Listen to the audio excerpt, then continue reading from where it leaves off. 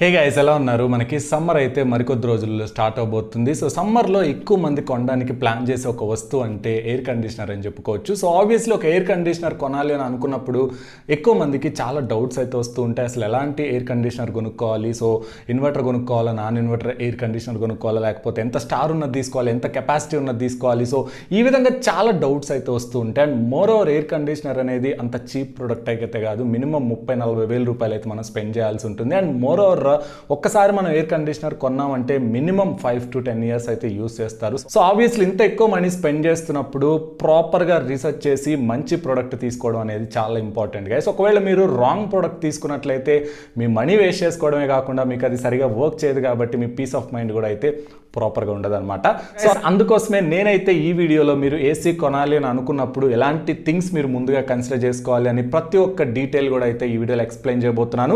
So ఈ video length maybe కాస్త ఎక్కువ ఉండొచ్చు, బట్ స్టిల్ మీరు ఈ వీడియో ఎక్కడ స్కిప్ చేయకుండా చివరి వరకు చూసినట్లయితే మీకున్న డౌట్స్ మొత్తం కూడా ఆల్మోస్ట్ ఆ క్లారిటీ అయితే వచ్చేస్తుంది అనమాట. సో దట్ తర్వాత మీ అంతటి మీరే ఎవరి హెల్ప్ లేకుండా మీరు ఒక బెస్ట్ ఏసీ అయితే కొనుక్కునే పాసిబిలిటీ అయితే ఉంటుంది. సో నా పేరు రాజేష్, మీరు చూస్తున్నారు mister gadget Telugu YouTube channel. So guys, ఈ వీడియో మీకు కనుక ఇంట్రెస్టింగ్గా అనిపించినట్లయితే తప్పకుండా లైక్ చేసి మన ఛానల్ని సబ్స్క్రైబ్ చేసుకోండి. అలా చేస్తే నాకు కాస్త మోటివేషన్ అయితే ఉంటుందన్నమాట. ఇంకా మంచి కంటెంట్ ప్రిపేర్ చేయడానికి నాకు అది బాగా హెల్ప్ అవుతుంది. అండ్ ఇక లేట్ చేయకుండా మనం డీటెయిల్స్లోకి అయితే వెళ్ళి ఫస్ట్ మీరు ఎయిర్ కండిషనర్ అనగానే అసలు ఎయిర్ కండిషనర్ ప్రిన్సిపల్ ఏంటి, అది ఎలా పనిచేస్తుంది, అండ్ ఎన్ని టైప్స్ ఆఫ్ ఎయిర్ కండిషనర్స్ ఉంటాయనేది తెలుసుకోవాల్సి ఉంటుంది.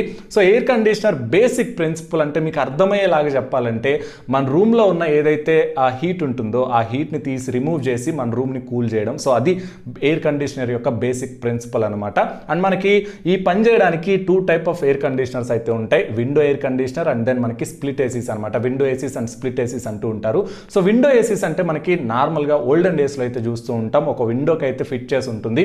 సో ఇదేంటంటే మనకి కంప్లీట్గా indoor unit, outdoor unit, compressor, condenser అన్ని ఒకే దానిలో ఉంటాయి. సో కొంచెం పెద్దగా ఉంటుంది, చూడడానికి స్పేస్ ఎక్కువ ఆక్యుపై చేస్తుంది. సో కూలింగ్ అంత టైం అయితే తీసుకుంటుంది అనమాట. మనకి కూలింగ్ ఎఫిషియన్సీ కూడా అంతగా అయితే ఉండదు, కొంచెం తక్కువ రేట్లో వస్తుంది. అండ్ మోర్ ఓవర్ మెయింటెనెన్స్ కూడా అయితే పెద్దగా అక్కర్లేదు దీనికి. ఇవి మనకి విండో ఏసీస్ అంటే. అండ్ ఇప్పుడు మనకి రైట్ నౌ చూసుకున్నట్లయితే మార్కెట్లో విండో ఏసీస్ అయితే ఎవరు యూస్ చేయట్లేదు, అన్ని స్ప్లిట్ ఏసీస్ అయితే వచ్చేసినాయి. సో స్ప్లిట్ ఏసీస్ ఏంటంటే మనకి కంప్లీట్గా ఇండోర్ యూనిట్, అవుట్డోర్ యూనిట్ అని సపరేట్ చేసేసారు. సో మనకి అవుట్డోర్ యూనిట్ చూసుకుంటే బయట ఉంటుంది, ఇండోర్ యూనిట్ లోపల ఉంటుంది. చాలా తక్కువ నాయిస్ అయితే క్రియేట్ చేస్తూ ఉంటుంది. అండ్ బట్ ఇన్స్టాలేషన్ కాస్త డిఫికల్ట్ ప్రాసెస్ అని చెప్పుకోవచ్చు, కాస్ట్ ఎక్కువ ఉంటుంది. అండ్ మనకి మోర్ ఓవర్ మెయింటెనెన్స్ కూడా అయితే కొంచెం ఎక్కువ ఉంటుంది అనమాట స్ప్లిట్ ఏసీస్ చూసుకున్నట్లయితే. బట్ రైట్ నౌ మార్కెట్లో మనకి ఎక్కువగా స్ప్లిట్ ఏసీస్ అయితే వస్తున్నాయి. సో ఇప్పుడు మీరు ఒక మంచి స్ప్లిట్ ఏసీ కొనాలి అంటే మనకి చాలా పాయింట్స్ అయితే మీరు ముందుగా కన్సిడర్ చేసుకోవాల్సి ఉంటుంది.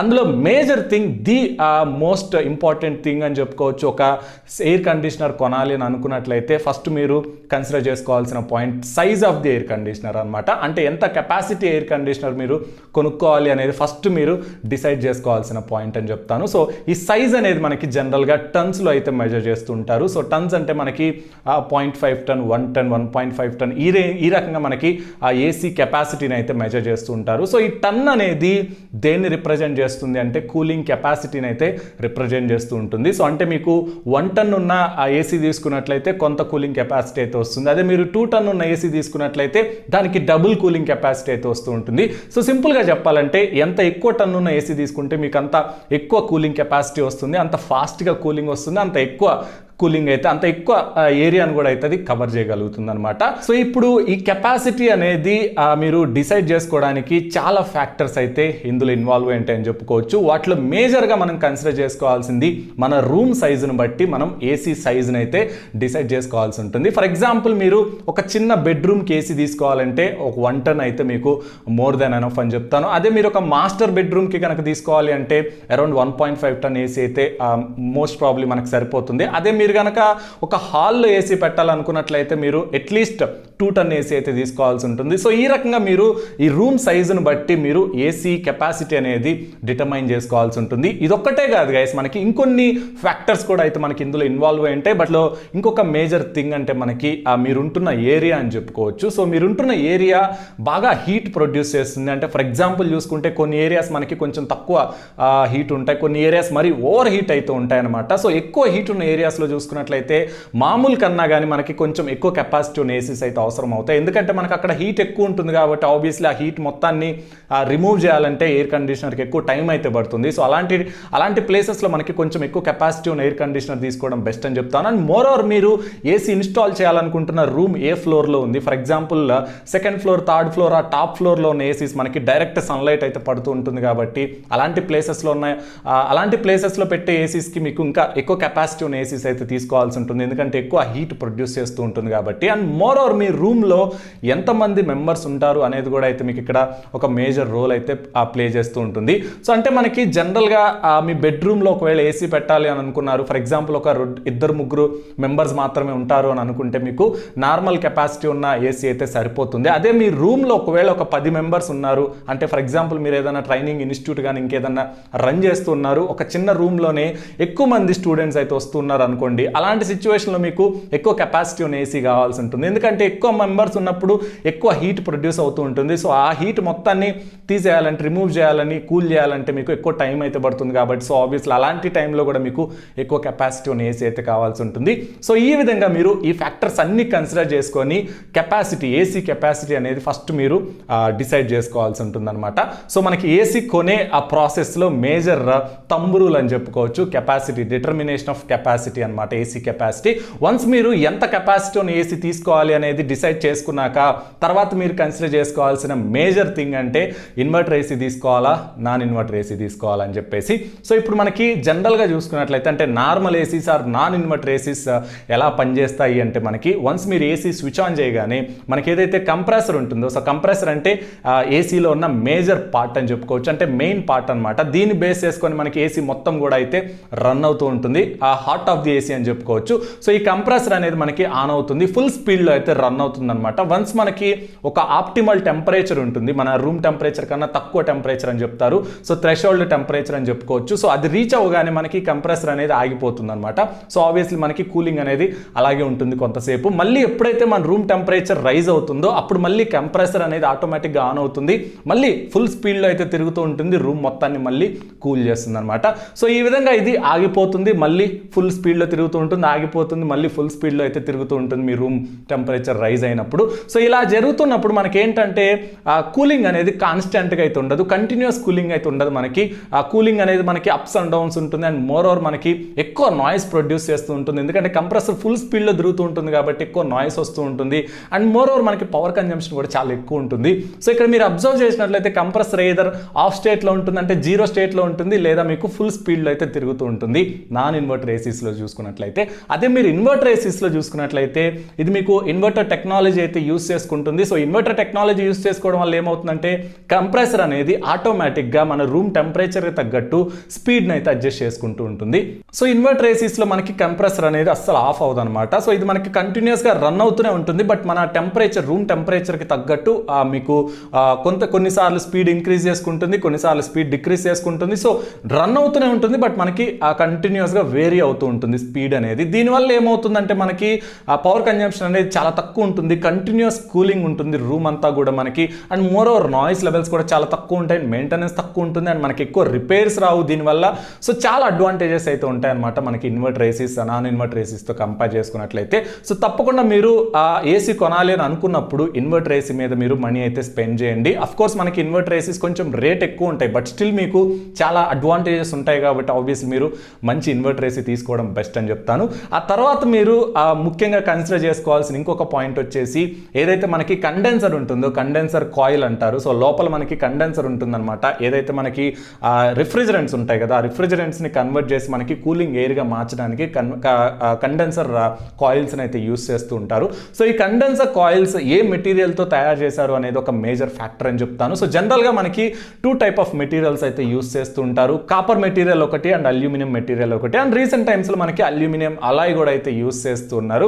సో జనరల్గా మనకి మెటీరియల్ చూసుకున్నట్లయితే కాపర్ చాలా బెటర్ అని చెప్తాను, ఎందుకంటే కాపర్ మనకి హై హీట్ ట్రాన్స్ఫర్ రేట్ ఉంటుంది అండ్ చాలా స్ట్రాంగ్ ఉంటుంది, డ్యూరబుల్ ఉంటుంది, మీకు చాలా ఫాస్ట్గా కూలింగ్ అయితే చేయగలదు. అండ్ మెయింటెనెన్స్ కూడా అంత ఎక్కువగా అయితే అవసరం లేదనమాట. అండ్ కొంచెం కాస్ట్ అయితే ఎక్కువ ఉంటుంది కాపర్ చూసుకున్నట్లయితే. అదే మీరు అల్యూమినియం ఉన్నది తీసుకున్నట్లయితే అల్యూమినియం మనకి అంత డ్యూరబుల్ అయితే ఉండదు, అండ్ కూలింగ్ ఎఫిషియన్సీ అంత బెటర్గా అయితే ఉండదు, ఎక్కువ టైం తీసుకుంటుంది, మెయింటెనెన్స్ కూడా మీకు చాలా ఎక్కువ ఎక్కువ పడుతుంది, తొందరగా రిపేర్ వచ్చే ప్రాబ్లం ఉంటుంది, బట్ మీకు కాస్ట్ అనేది చాలా తక్కువ ఉంటుంది అనమాట అల్యూమినియం కాపర్తో కంపేర్ చేసుకుంటే.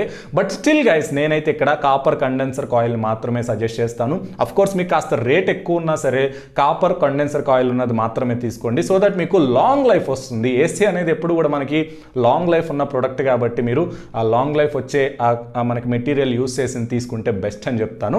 ఆ తర్వాత మీరు కన్సిడర్ చేసుకోవాల్సిన ఇంకొక మేజర్ పాయింట్ అంటే స్టార్ రేటింగ్ అని చెప్పుకోవచ్చు. సో స్టార్ రేటింగ్ అంటే మనకి బి రేటింగ్ అని రీసెంట్ టైమ్స్లో అయితే ఎక్కువ పిలుస్తున్నారు అనమాట. సో జనరల్గా మీరు అందరూ వినే ఉంటారు 1 star 2 star 3 star 4 star 5 star ఈ రకంగా మనకి రేటింగ్ అయితే ఇస్తూ ఉంటుంది. ఇది గవర్నమెంట్ అయితే ప్రతి ఎలక్ట్రికల్ అప్లయన్సెస్కి ఒక రేటింగ్ అయితే ఇస్తూ ఉంటుంది. ఆ రేటింగ్ డిపెండ్ చేసుకొని ఆ ఎలక్ట్రికల్ అప్లయన్సెస్ ఎంత పవర్ కన్జ్యూమ్ చేస్తుంది అనేది మనం క్లియర్గా అయితే అబ్జర్వ్ చేయొచ్చు. సో ఈ స్టార్ రేటింగ్ అనేది ఎంత ఎక్కువ ఉంటే మనకి అది అంత తక్కువ పవర్ అయితే కన్జ్యూమ్ చేస్తుంది అని అర్థం. సో మాక్సిమం మనకి చూసుకున్నట్లయితే 3 star ACs 4 star ACs 5 star ACs అయితే వస్తూ ఉంటాయి. సో మీరు ఆ 5 స్టార్ ఏసీ తీసుకోవడం బెస్ట్ అని చెప్తాను. ఎందుకంటే 5 స్టార్ ఏసీస్ మనకు కొంచెం రేట్ ఎక్కువ ఉంటాయి 3 స్టార్ 4 స్టార్తో కంపేర్ చేసుకుంటే. బట్ స్టిల్ మీరు ఒకటేసారి మనీ ఇన్వెస్ట్ చేసినట్లయితే మీకు కంటిన్యూస్గా ఒక 4-5 ఇయర్స్ అయితే మీరు కరెంట్ బిల్ అయితే మీకు చాలా తక్కువ అయితే వస్తుంది. అదే మీరు కనుక తక్కువ రేట్లో వస్తుంది కదా అని 3 స్టార్ తీసుకున్నట్లయితే ఎవ్రీ మంత్ మీరు కరెంట్ బిల్ అయితే ఎక్కువ అయితే పే చేయాల్సి ఉంటుందన్నమాట. సో తప్పకుండా ఇది చాలా మేజర్ ఫ్యాక్టర్ అని చెప్తాను. ఏసీ కొనేటప్పుడు మీరు స్టార్ రేటింగ్ అయితే మినిమం 5 స్టార్ రేటింగ్ కానీ 4 స్టార్ రేటింగ్ కానీ ఉండేటట్టు అయితే చూసుకోండి.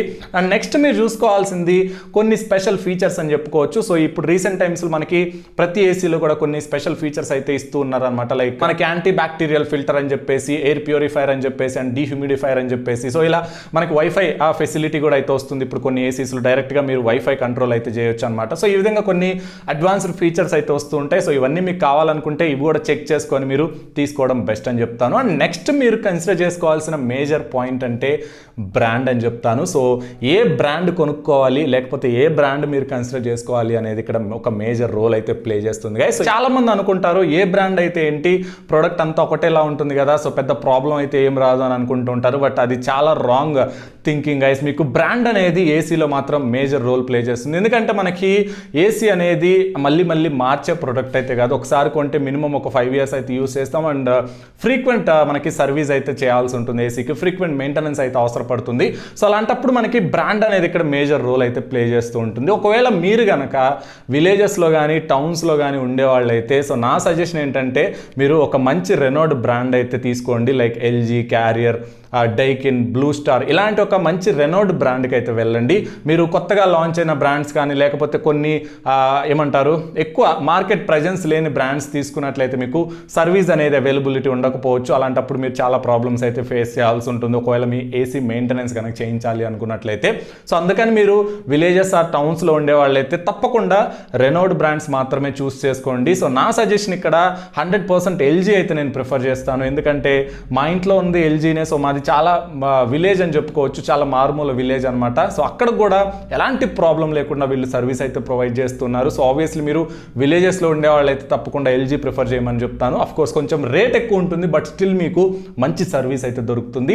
అండ్ ఒకవేళ మీరు మేజర్ సిటీస్లో ఆర్ పెద్ద టౌన్స్లో ఉండేవాళ్ళు అయితే ఎలాంటి బ్రాండ్ అయినా మీరు కన్సిడర్ చేసుకోవచ్చు, పెద్ద ప్రాబ్లం అయితే ఉండదు. ఈవెన్ కొత్తగా లాంచ్ అయిన బ్రాండ్స్ కూడా పెద్ద సిటీస్లో అయితే సర్వీస్ అవైలబిలిటీ అయితే ఉంటుంది. మనకి కొంచెం తక్కువ రేట్లో వచ్చే బ్రాండ్స్ చూసుకున్నట్లయితే మనకి మార్క్యూ, మీడియా అండ్ రీసెంట్గా నోకియా, మోటరోలా కూడా ఏసీస్ అయితే లాంచ్ చేసినాయి. అండ్ మనకి హైసెన్స్ కూడా అయితే మంచి తక్కువ రేట్లోనే మనకి ఏసీస్ అయితే లాంచ్ చేసింది. అండ్ వోల్టాస్ ఉంటుంది, గోద్రేజ్, మనకి ఇవన్నీ ఇండియన్ బ్రాండ్స్ అనమాట. పానాసోనిక్, వోల్టాస్, గోద్రేజ్ అండ్ ఇంకా కొన్ని బ్రాండ్స్ అయితే ఉంటాయి మనకి. సో ఇవన్నీ కూడా తక్కువ రేట్లో మనకి ఏసీస్ అయితే ప్రొవైడ్ చేస్తూ ఉంటాయి. సో వీటిని అయితే మీరు హ్యాపీగా కన్సిడర్ చేసుకోవచ్చు ఒకవేళ మీరు సిటీస్లో కానీ పెద్ద టౌన్స్లో కానీ ఉంటున్నట్లయితే. అండ్ ఇప్పుడు స్టిల్ కొంతమందికి ఇంకొన్ని డౌట్స్ అయితే ఉన్నాయన్నమాట. సో వాటి గురించి కూడా అయితే నేను ఎక్స్ప్లెయిన్ చేస్తాను. సో మేజర్గా ఎక్కువ మందికి ఉన్న డౌట్ ఏంటంటే ఏసీస్ ఆన్లైన్లో కొనొచ్చా లేదా అనేసి.